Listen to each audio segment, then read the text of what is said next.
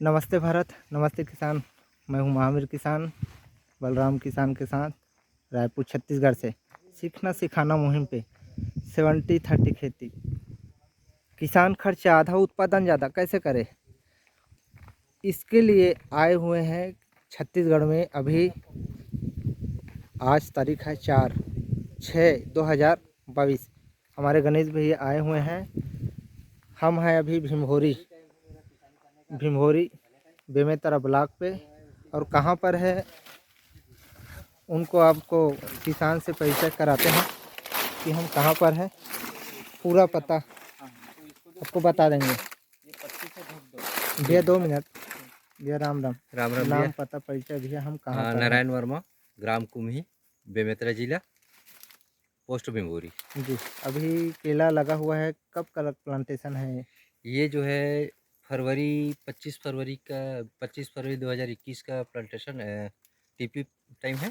एक बार हार्वेस्ट हो गया भैया? एक बार हार्वेस्टिंग हो गया। पूरा कंप्लीट? हाँ, कंप्लीट हार्वेस्ट हो गया। कितना हजार पौधा है अपना? इसमें टोटल 11,200 पौधा लगाया था मैं, जो है तो 10 एकड़। 11,000 मतलब हो गया हार्वेस्ट कि कुछ बचा हुआ है? 11,200 पौधे में करीब करीब मेरे 1000 पौधा तो उसमें डैमेज हो गया। शुरुआत में ही डैमेज हो गया। हाँ तो उसको मैं भर नहीं पाया, चूँकि उस समय लॉकडाउन था। हाँ, सही तो बोले। पौधा मेरे को मिल नहीं पाया, तो उतना जी खाली रह गया। हाँ।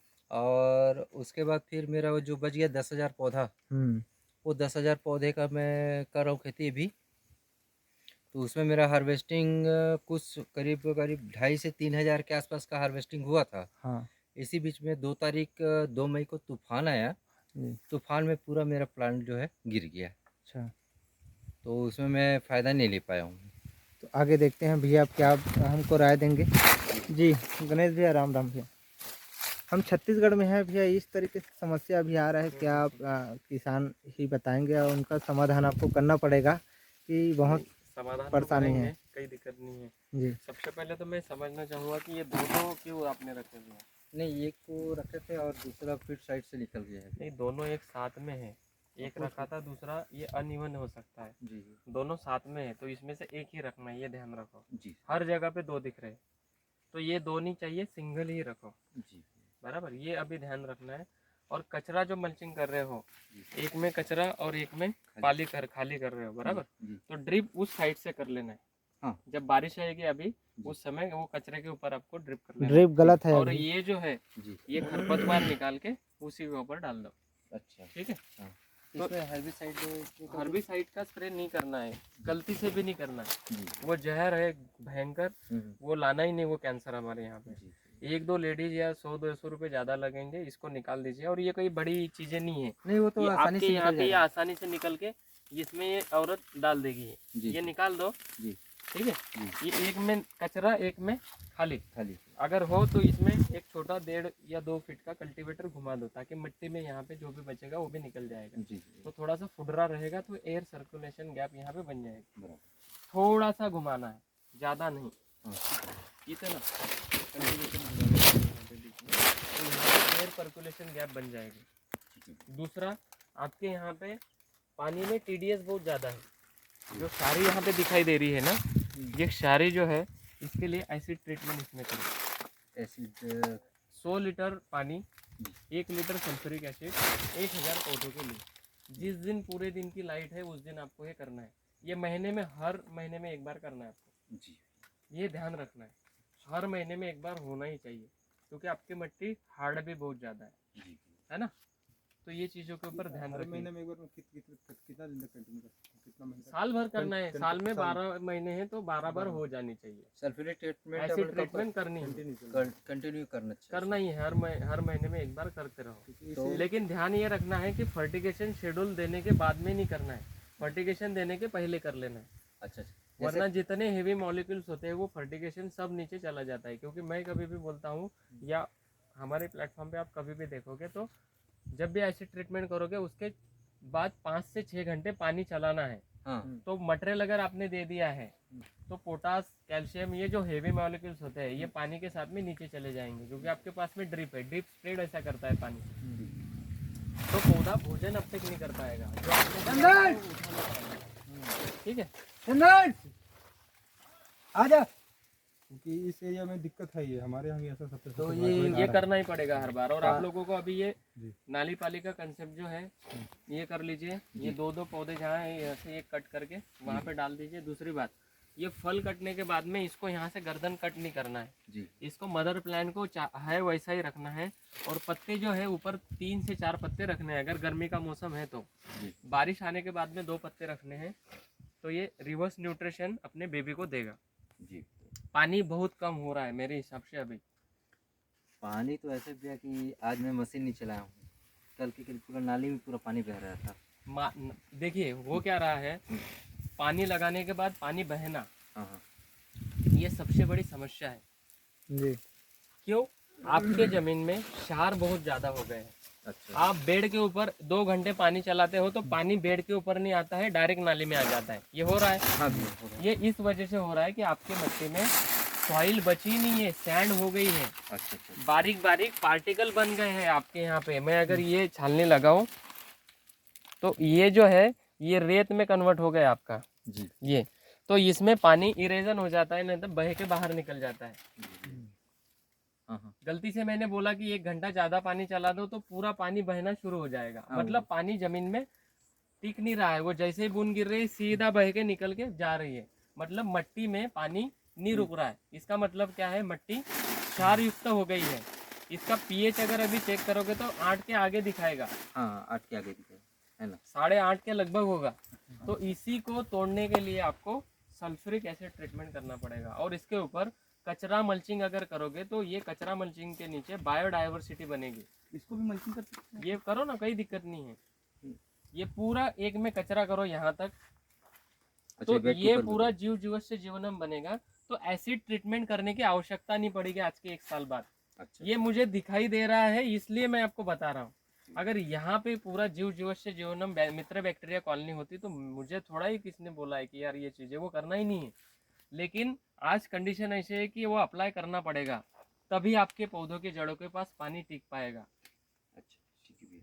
ठीक है। ठीक। पूरे खेत में एक में नाली, एक में पाली में कचरा कर देना है। और इसमें अगर चला सको तो थोड़ा सा हल्का सा है ना मेरे पास कल्टीवेटर power 1.5 meter। फीट वाला, ये इतने दिशा में इतने में आपको चलाना है। जी। ठीक है, ताकि ये घास वगैरह उसमें, और कितने में चलाना है, ऊपर में इतना खाली हाँ। ठीक है। 1.5 से 2 इंच का ओरा वो ले, 4 इंच 5 इंच बिल्कुल भी नहीं। नहीं। ताकि आपको पता है कि पौधे की जड़, ये जो ऊपर में जो घास है इसकी इतनी होती है, इसको खाली खदेड़ दे तो आपका 30% जो काम करने का जो रेशो है आपका वो खत्म हो जाएगा। और कचरा जहाँ करके रखोगे वहाँ पे तो आएगा ही नहीं ये खरपतवार। अच्छा भैया, मैंने अभी जो है प्रेसमड मंगवाया है, जो है प्रेसमड मंगवा कर हर पौधे के ऐसे डिस्टेंस में मैंने डलवा प्रेसमट डालना कब है मैं बता रहा हूँ। मैं कुछ आपको बेसल डोज बना के दूंगा, उसके पहले आपके खेत में वो पौधा खाने लायक तो हो। दिया। हाँ हाँ। पता चला आप डाल रहे हो, वो खा नहीं रहा है, पानी दे रहे हो, पी नहीं रहा है, इसीलिए शायद उसके पत्ते पीले दिख रहे हैं। जी जी। तो पहले उसको उस ओरे में तो लाओ, उसकी जड़ों का विकास पहले करो। तो जड़ों का विकास होने के लिए मिट्टी का स्ट्रक्चर अच्छा होना जरूरी है, जो अपने पास नहीं है। नहीं। उसमें कार्बन परसेंटेज रेशो तो बिल्कुल भी नहीं होगा, 0.002 के लगभग चला गए होंगे आप। आप जब बायोमास कार्बन वगैरह आप डालोगे, ये कचरा प्रेसमड जब डालोगे फर्मेंटेट करके, उसमें NPK की मात्रा मिलाकर, तो फिर पौधों के पास कुछ आपको दिखेगा। वो कब? आज के 20 से 25 दिन बाद। उसके 20 से 25 दिन पहले से क्या शुरुआत करनी है मैं आपको ये बता रहा हूँ। तो सबसे पहले नाली पाली कचरा मंचिंग, यहाँ पे थोड़ा सा कल्टीवेशन कर लो जो 1.5 फीट में रहेगा, ऊपर के 2 इंच के लेयर में, ताकि मिट्टी फुडरी हो जाए। जो पानी दे रहे हो इरेजन करके नहीं आए, एयर सर्कुलेशन से अंदर ही चला जाए। इसको पूरा बंद कर देना है। जहाँ पे 2 पौधे रखे हैं ये, वहाँ पे सिंगल एक ही रखना है। जहाँ मदर प्लांट का केला कट के बाहर चला जाएगा, उस मदर प्लांट को कट नहीं करना है। उसके ऊपर अगर 7 पत्ते हैं तो 3 पत्ते रखने हैं, 4 पत्ते कट करके वही कचरा मल्चिंग कर देना है। और ड्रिप को जैसे ही बारिश गिरेगी अंदर कर लेना है कचरे के ऊपर। ठीक है, अभी नहीं करना है, बारिश 2 बार गिर जाए उसके बाद में कचरे के ऊपर कर देना है। तो आपकी टपक पद्धति दोनों ड्रिप कचरे के ऊपर आ जाएगी, आपका वहाँ पानी पर्कुलेशन चालू हो जाएगा। भैया मेरे यहाँ खेत में है मिट्टी, शुरू से देख रहा हूँ, आज से लगभग 5 साल पहले मैं खेती स्टार्ट किया था। क्या होता है, मेरे यहाँ 1.25 का भी ड्रिप लगा है, 2 लीटर LPH का भी ड्रिप लगा हुआ है। होता क्या है कि जैसे यहाँ पर ड्रिप में पानी गिरता है तो मेरा पानी मेरे को सिर्फ इतना ही दिखता है, बाकी ना वो जब हमारा जो मेन नाली होता है उसको रात भर चलाता हूँ तो वो मेन नाली में ये दिखता है। तो वही मैं बोल रहा हूँ ना, मिट्टी में जान नहीं बची है। मट्टी में जो है क्षार बहुत ज़्यादा है, तो इस क्षार से पानी नीचे निकल के बह के शुरू हो जाता है। तो ये मिलेगा कहाँ? जहाँ नाली है। अगर यहाँ इसके बाजू में भी नाली बना के रखी तो ये बेड का पूरा पर्कुलेशन, ये पानी यहाँ पे आ जाएगा, क्योंकि मट्टी पानी को पकड़ नहीं पा रही है। वो बन गई है सैंड। सैंड पानी को पकड़ती है क्या? मट्टी पकड़ती है। तो मट्टी में कार्बन परसेंटेज रहेगा तो मट्टी पानी को पकड़ेगी। तो सल्फ्यूरिक ट्रीटमेंट वहाँ करना है। एसिड ट्रीटमेंट करने के बाद में जो क्लोरीन बना है, जो सैंड बनी हुई है, उसके बाउंडिंग को हमें तोड़ना है। बॉन्डिंग टूटने के बाद में जब वो फुडरी होगी, उसमें बायोमास कार्बन मिक्स करना है। तो बायोमास कार्बन क्या? गन्ने का प्रेसमेंट हो सकता है, आपके पास गोबर खाद हो सकता है। ये जब आप उसमें मिलाओगे तो वो मट्टी में कन्वर्ट होगा। जब मट्टी में कन्वर्ट होगा तो सॉइल स्ट्रक्चर बनने के बाद में वहाँ पे राइजोस्फेयर स्ट्रक्चर डेवलपमेंट होगा। राइजोस्फेयर स्ट्रक्चर डेवलपमेंट होने के बाद में आप कुछ भी दो, NPK देने के बाद में पौधा पट से अपटेक करेगा और झट से ऊपर जाएगा। मेरे यहाँ प्लांट अपटेक करता है, उसको अच्छे से अपटेक करता है। बट वही है, जब मैं शुरू से जब से मैं उस प्लॉटिंग किया हूँ, तब मतलब वहाँ का पानी का pH भी अच्छा है, मिट्टी का pH भी एकदम सही था, लगभग 7 के करीबन था। वो तभी से मेरे यहाँ पानी रुकता नहीं। तो मैं सिंगल ट्रिप में पपीता लगाया था, पपीता के नीचे में कीड़ा लगा देता हूँ। तो इस बार क्या, छतरी तो बना नहीं, छतरी बचा नहीं, इस बार वायरस में पूरा चले गया। वायरस में तो मेरा क्या था, पपीते का ही छाँव रहता था। इस बार उतना अच्छा छाँव नहीं बना, तो कुछ पौधे जैसे नए पौधे लगाया हूँ, नया पौधा लगाने के बाद मैं उसमें पानी डालता हूँ। रोज उसमें मेरे को पानी देना पड़ता है, 2 घंटा के बजाय 2 घंटा देता हूँ। शाम को देखता हूँ पूरा नीचे सूख जाया रहता है, 6-7 दिन। तो वहाँ पे कचरा मल्चिंग करके रखो। कचरा हो क्या रहा है, टेम्परेचर हो गया है बहुत ज़्यादा। हाँ। 2 लीटर पानी आप जमीन में डाल रहे हो, लेकिन उसमें से कम 1.5 लीटर पानी तो मॉइस्चर बन के निकल जा रहा है, क्योंकि गर्म लू चल रही है। और इस बार उसमें से पौधा, मट्टी ही इतनी गर्म हो गई है, आप जैसे जले के ऊपर पानी डालोगे तो भर से भाप होके निकल जाता है। ये अपने को समझ नहीं आता है, लेकिन भाप होके वो निकल जा रहा है। इस बार का वेदर भी थोड़ा सा अनफेवरेबल। वहाँ पे हर पौधे के पास में छोटा है, उसके पास में कचरा मल्चिंग करके डालो। तो कचरा मल्चिंग करके डालोगे तो वहाँ पे नीचे में वहाँ पानी टिका रहेगा, पकड़ के रखेगा। ठीक है, तो वो हवा में नमी के जरिए बाहर नहीं जाएगा। अभी इतना ये क्यों, ये अगर कचरे से ढक दिया तो सनलाइट डायरेक्ट इसके ऊपर नहीं आ रहा है। इसके नीचे जो पानी बना रहेगा ना, तो मॉइस्चर टिका रहेगा। आप यहाँ पे देख सकते हो और वहाँ पे देख सकते हो, यहाँ पे पानी बना हुआ रहेगा। और इसी जगह पे जब ये ऊपर से पानी लीच होकर नीचे जाएगा तो इसका ह्यूमस वाला पानी नीचे मट्टी में जाएगा। तो वहीं पे केचुआ, मित्र कीटक, शत्रु कीटक सारे यहाँ पे आ जाएंगे। तो यही होल और पोल बनाएंगे, आपके मट्टी को पोरस बनाने का काम यही करेंगे। मतलब आपके एसिड ट्रीटमेंट का काम वही लोग करेंगे। बराबर है कि नहीं? मट्टी को फुडरी बनाना, उसको काबिल बनाना, उसमें बायोमास कार्बन मिक्स कैसे होगा, तो ये सारी चीजें वो अपने आप करेंगे। कब? जब उसका घर आप बना के दोगे तब। पूरा क्लीन रहेगा तो वो नहीं बनेगा। उतने में हम लोग उतने शातिर है, ऐसी चीजें अगर हमारे खेत में आए तो हम लोग हर्बिसाइड मार देते हैं और वो रिलीज होके नीचे जो केचुआ आने वाला है, जो नीचे से हर्बिसाइड मारने से हमको नुकसान बहुत बड़ा नुकसान होता है। वो जो हमारे मित्र कीटक ऊपर आने वाले हैं वो नीचे चले जाते हैं 10 से 15 फीट, वो आएंगे ही नहीं। और इसके ऊपर पानी गिरा तो और वो रसा नीचे जाता है और वो उनके बीमारियों का कारण बनता है। तो और वो 10-15 फीट नीचे, वो ऊपर आएगा ही नहीं। फिर आप बोलते हो मेरी लैंड कैसी हो रही है। तो इस लैंड को ढकना है, बार बार कल्टीवेशन करने से रोकना है। अच्छा, बार बार कल्टीवेशन ही नहीं, बार बार कल्टीवेशन करने से भी पूरे मट्टी का कार्बन परसेंटेज कम हो रहा है, क्योंकि ऊपर से सनलाइट जितना आ रहा है कार्बन को शक कर रहा है। कार्बन हमें जमीन में चाहिए, कार्बन हो रहा है ऊपर। ओजोन के लेयर में जो कार्बन चिपक रहा है वो कार्बन हमें यहाँ पे चाहिए, जो कि ऊपर चला जा रहा है, जो ऊपर जा रहा है। उसकी वजह से जो पैराबैंगनी जो किरणें हमारे शरीर के ऊपर जो ऐसे टच कर रही है, अभी जैसा लग रहा है ना कि यार ये रोशनी से मैं बचूं, ये डायरेक्ट होल कर रही है। तो ये कार्बन हमें नीचे चाहिए। तो कार्बन नीचे चाहिए तो अपने को कार्बन ढक के रखना पड़ेगा। जैसे इस बार कचरा मल्चिंग इसमें किया तो इस साल इस पे कर देंगे? नहीं करना है, इसमें ही चलने दो। अच्छा। ये पौधे के पास नमी वाली जगह भी चाहिए और सूखी वाली भी चाहिए, ताकि बैक्टीरियल फंगस जो यहाँ पे है, मित्र और शत्रु, तो दोनों में जो लड़ाइयाँ चल रही है, तो इधर अगर कोई दूसरी कनेक्टिविटी करना चाहता है तो वहाँ ड्राइनेस आएगा, वो ड्राइनेस में नहीं आता है। यहाँ ढका नहीं है, यहाँ पे सूखा है, ये अपने लिए चलने की जगह है। उनके लिए काम करने के लिए, फाइट करने के लिए ये पूरा 70% जगह हम लोगों ने पौधे के पास उसको छोड़ दी है। तो ऐसी जगह पे मित्र फंगस ही पनपती है। हम हर बार उसको ट्रीट करेंगे, ट्राइकोडर्मा जैसी चीज़ें डालेंगे, सुडोमोनास डालेंगे, बिवेरिया बेसियाना डालेंगे, मेटाराइजिन एनिसोप्ली डालेंगे, तो वो क्या होगा, मित्र कीटकों को बढ़ाने का काम करेगा। तो इस बेड के ऊपर वो पूरा प्रस्थापित कर देंगे कि लड़ाई करनी है तो हमारे सैन्य बहुत ज़्यादा है, तो वो पौधे में जो चीज़ें चाहिए, जो लीचिंग एक्सट्रैक्ट पौधा देगा, वो उठाने के बाद में अपटेक करने की जो प्रणाली है, वो पौधे के ओरे के पास अगर वैसी मिट्टी हो जो उसके जड़ों के लिए चाहिए, वो मिट्टी बनाकर हमें देनी है, जो आज हमारे पास नहीं है। समझ में आ रहा है? और इनके यहाँ जो पेड़ गिरने का जो समस्या था, प्रॉब्लम था, जैसे कि अभी हम लगभग हमारे यहाँ 70-80 एकड़ में केला लगा होगा, इनके यहाँ ये दिक्कत आया, ऐसे पचक से गिर जाते हैं, जड़ों के पास से गिर जाते हैं। इनका पेड़ एकदम डेवलपमेंट भी एकदम उतना मजेदार नहीं था। और मैं ये बोल रहा हूँ कि क्षार की समस्या पहले से है, पौधा जितना दे रहा है उतना भोजन अपटेक नहीं कर पा रहा है। आपको हम लगता है कि भोजन उनको पर्याप्त मात्रा में दे रहे हैं, लेकिन क्या पौधा अपटेक जो नहीं मैं कर ये रहा है। बोल रहा हूँ, वही तो मैं अपटेक बोल रहा नहीं कर हूँ, रहा है। पौधा अपटेक नहीं कर पा रहा है। आप 10 किलो दे रहे हो तो 2 किलो का आपका एवरेजन इनकम आ रहा है, जी जी 8 किलो सैचुराइजेशन हो रहा है। फिर आप डबल डबल डबल डबल वही चीज़ें कर रहे हो, तो 1 साल के बाद नतीजे ऐसे निकल के आए कि जो आज के 1 साल अच्छा आया था, तो आज अभी अच्छा भी नहीं आ रहा है। हो रहा है ना ऐसा? हाँ।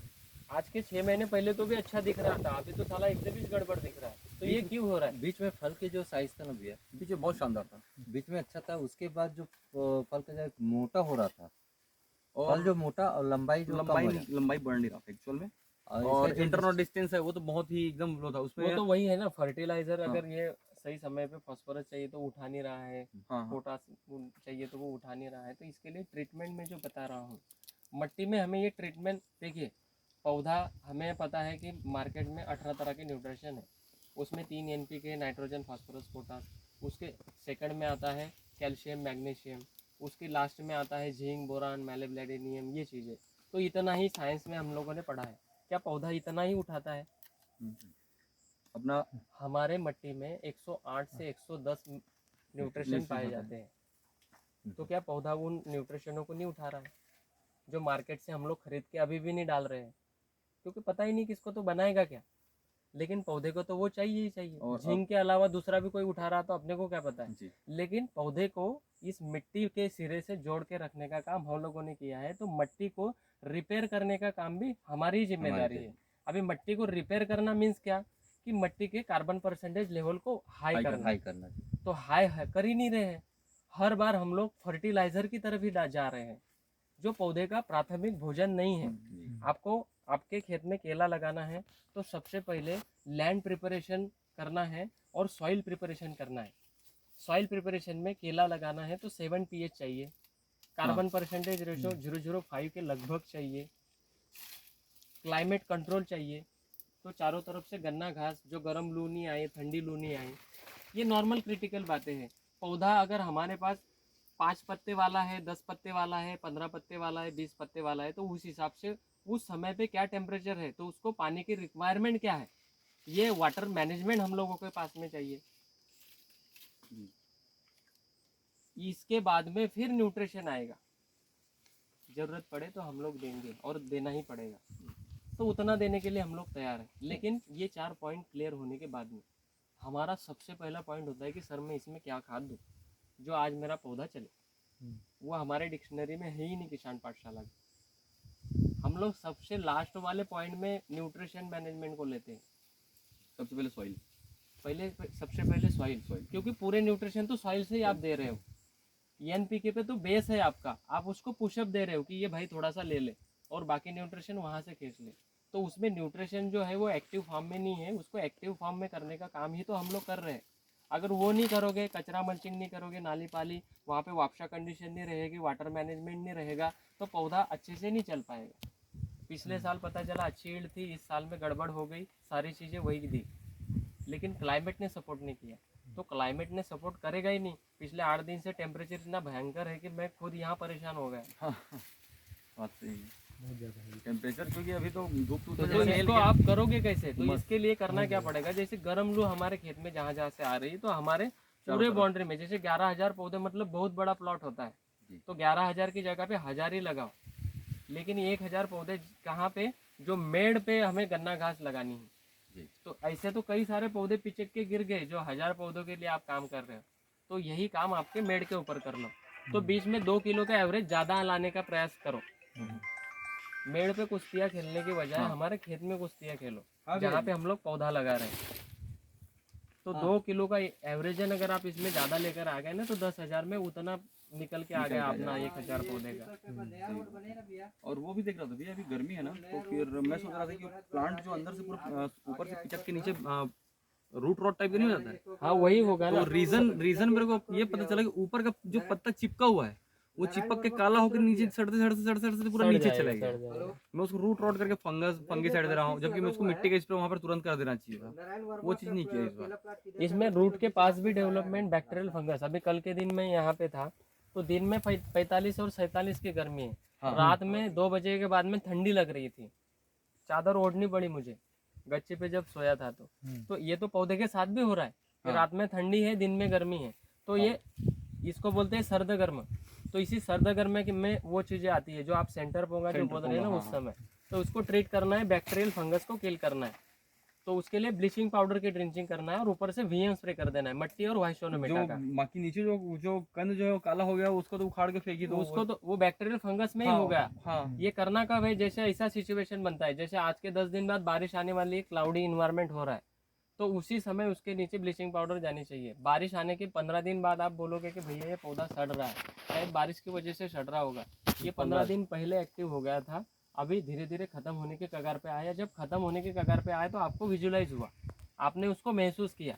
एक्चुअल पौधे को जिस दिन वातावरण खत्म हो रहा है या चेंज हो रहा है उसी दिन उसको समझना है कि इसके ऊपर क्या क्या दिक्कतें आने वाली है, हमारी मिट्टी का स्ट्रक्चर क्या है, हमारे पानी का टीडीएस क्या है, पीएच क्या है ज़मीन का, उस हिसाब से उस मिट्टी को ट्रीट करके फिर आगे आपको जाना है। ये चीज़ें अगर आप करोगे तो फिर अच्छे से अच्छी फसल ले पाओगे। बराबर, छोटी छोटी चीज़ें हैं, इसको रिपेयर करोगे ना तो आपको बड़ा, हमारा लॉजिकल जो है आज भी जो भी किसान के कोई भी फसल कर रहा है उसका न्यूट्रिशन की तरफ ज़्यादा सोच है कि मैं कौन सा न्यूट्रिशन डालूँ, मैं कौन सा स्प्रे करूँ, क्या करूँ। तो वो वहाँ से भाई थोड़ा सा नीचे आ जाओ, मिट्टी के ऊपर भी काम कर लो, वरना 5 साल के बाद आपके पास वो बोतल बेचने वाले नहीं आएंगे, क्योंकि उनके पास उतने पैसे उन्होंने कमा लिए हैं कि और वो 10-20 साल आपसे ही 200 रुपये किलो से पौधा फल खरीद के ले लेंगे। लेकिन आपकी ये दिक्कत आ जाएगी कि आप खा नहीं पाओगे। आपको पता है कि इसमें कितना जहर आप मारते हो। आप कभी खुद के खेत का केला घर जाकर पकाकर खाया है? मार्केट से अपना ही केला जाता है। तो वही किसान हाँ नहीं बोलेगा, क्योंकि उसको पता है मैंने क्या क्या मार के दिया है। इसलिए मैं बोल रहा हूँ कि रेसिड्यू फ्री फार्मिंग में आइए, कचरा मल्चिंग, नाली पाली, एक बार केला लगाने के बाद कम से कम 2 साल तक केला कटिंग करो, 3 साल तक कटिंग करो, ताकि 2 पैसे आपके भी जेब में आएंगे और हम लोग जो थाली में परोस रहे हैं उसमें भी हार्मफुल पेस्टिसाइड नहीं जाएगा, हर्बिसाइड नहीं जाएगा, फंगीसाइड नहीं जाएगा, तो रोगों से लड़ने की क्षमता उन लोगों की नीचे की अच्छी रहेगी, तो हॉस्पिटलाइज ज़्यादा नहीं होना पड़ेगा और मिट्टी में जान बनी रहेगी। क्योंकि हर साल आप नई छेड़छाड़ करके नई फसल लगाओगे तो वो छेड़छाड़ तो करना ही नहीं है मिट्टी को। ठीक है, ओके भाई, थैंक यू। अभी जो भैया आपका भी अपना परिचय। जी, मेरा नाम अजय साहू है और मैं भिंभोरी में रहता हूँ। और इस बार मैंने रेवा फ्लोरा का 5,000 पौधा मैंने ऑर्डर किया है। रेवा प्लस अभी हाँ, रेवा प्लस का जून में लगाएंगे भैया, जून में कैसा रहेगा? 15-20 दिन के आसपास टिकने का प्लान है। अच्छा, तो उसी के लिए भैया से मिलने आया था, गाइडलाइन लेने के लिए जी। क्या है कैसा। चंदन भैया अपना भी एक परिचय। मेरा नाम, नमस्कार भैया। इधर भैया थोड़ा सा नहीं दिखाई दे रहे हैं ना, नमस्कार बाकी भैया, भारत मेरा के नाम चंदन कुमार किसान टिकरिया है। मैं संदेश ग्राम भी सिलगढ़ से भेजिएगा हूँ। ना, जी, संदेश भी भेजिएगा भारत के किसानों के लिए। अच्छा, कैसे भारत के खेती किसानों के लिए करना संदेश तो यही है भैया कि सबसे पहले तो हम लोग अपनी मिट्टी का ही सुरक्षा करते हैं। अगर मिट्टी हमारी अच्छी रहेगी तो उसमें पौधे भी एकदम, पौधा हमारा बच्चा है तो बच्चा भी एकदम स्वस्थ रहेगा। सबसे पहले जितना हो सके हम मिट्टी का ही ट्रीटमेंट करते हैं, हम पौधे का ट्रीटमेंट नहीं करते। और जो भी खाद है उसको हम लोग ये चाहते हैं कि जितनी हमारी मिट्टी है वो एकदम सुरक्षित रहे, जहर मुक्त रहे, ताकि वो आने वाले जो हमारी जनरेशन है उनके लिए मिट्टी कम से कम किसान बोलते बचे बस रहे। है, किसान बोलते हैं भैया पूरा बिल्कुल भारत उसमें देश में गोबर ना, का, जैसे अभी बता दूं 5 तारीख को कल विश्व पृथ्वी दिवस है। जी पृथ्वी को बचाने के लिए किसान पाठशाला या तो जो हमारे सदगुरु है वो बचाने के लिए लड़ाई लड़ रहे हैं जी, कि भैया धरती बचेगा तो भी तो हम बचेंगे हम ना। बचेंगे। लेकिन हम क्या है, पैसा कमाने के चक्कर में किसानों के पास सबसे बड़ा समस्या क्या आता है कि किसान ना गोबर का या गौमूत्र का भी उपयोग नहीं कर रहा है। कभी नहीं, जिसके पास है वो भी नहीं कर जो रहे। हाँ, और सबसे ज्यादा वो जा रहा है केमिकल पे। तो बस। केमिकल कितने, ये कितना केमिकल खाएगा। हाँ, सबसे पहले इसको खाने के लिए, इसको जड़ के लिए भी तो वो चाहिए कि इसको क्या चाहिए। बचपन में जब अगर बच्चा है तो उसको दूध पिलाते हैं ना सबसे इंसान भी ही ले ले, अपने पहले चावल दाल तो नहीं खिलाते हैं। दादा लोग कैसे हाँ। किस सबसे पहले- तरीके से हाँ, जीते थे? तो सबसे पहले अगर इसको दूध पिलाना है तो सबसे पहले इसमें गोबर गौमूत्र जितना भी एकदम। प्रकार का वेस्ट डिकम्पोजर होता है, गौ कृपामृतम होता है, पूरा। जीवामृत होता है, हम ये सारा सब कुछ भरते हैं इसमें। तभी हमारी मिट्टी मजबूत होती है। मिट जब जब हमारी मिट्टी मजबूत होती है तभी हमारा पौधा मजबूत होता है। हम वो उसको तो बाद में हम लोग भोजन जब बड़े हो जाते हैं तभी अपने आप को बलिष्ठ करने के लिए दूसरा चीज़ खाते हैं, दाल, चावल, सब्जी, रोटी। हाँ, तो बाद में इसको दाल, चावल, सब्जी, रोटी देना बाद है, में लेकिन दे। सबसे पहले जो है वो सबसे पहले इसके क्या बोलते हैं, अगर हमारी माता स्वस्थ है, मात अगर हमारी माता स्वस्थ है तभी हमारा शिशु भी स्वस्थ होगा। स्वस्थ रहेगा। जी, जी भैया। नमस्ते भारत, नमस्ते किसान। इस तरीके से कल 5 जून 2022 को विश्व पृथ्वी दिवस है, उसमें अपने सॉइल को बचाना है, उसके लिए लड़ाई लड़ रहे हैं। इस तरीके से बलराम भैया, गणेश भैया आपको गाइड करते रहेंगे हमेशा। आप किसान पाठशाला चैनल पे लगे हैं, देख रहे हैं, जानकारी दे रहे हैं। मैं महावीर किसान, छत्तीसगढ़, रायपुर से। राम राम।